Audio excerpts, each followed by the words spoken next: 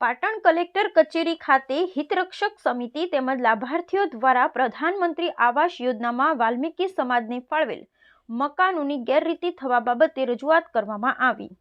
પ્રધાનમંત્રી આવાસ યોજનામાં વાલ્મીકીમાં સમાજના 42 જેટલા મકાનો 2017થી 18માં હારીજ ખાખડી રોડ પર બનાવી આપેલ, જે અપૂરતી સુવિધા, રોડ, રસ્તા, વીજળી, પાણી, ગટર જેવી પ્રાથમિક સુવિધાઓને અભાવે ને બાંધકામ ખૂબ જ નબળું, સિમેન્ટના બીમ વગરનું, પરિવારને દાટે તેવું બનાવેલ છે।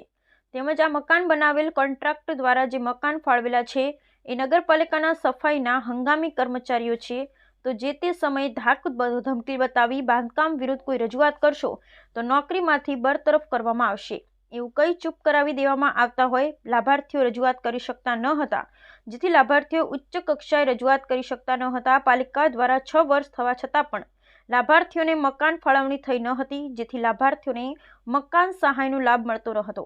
હિતરક્ષક સમિતિના ધ્યાને આ વાત આવતા ગેરરીતિ થયેલ છે એવું જાણવા મળતા લાભાર્થીઓને સાથે રાખી તાત્કાલિક ધોરણે કલેક્ટરશ્રીને રજૂઆત કરવામાં આવી અને આખો મામલો બહાર લાવવામાં આવ્યો। હવે જોવાનું રહ્યું કે પાટણ કલેક્ટરે આ ગરીબ પરિવારોને ફાળવેલા મકાનમાં કરેલ ભ્રષ્ટાચારને બહાર લાવશે કે નહીં, એ તો આવનારો સમય બતાવશે।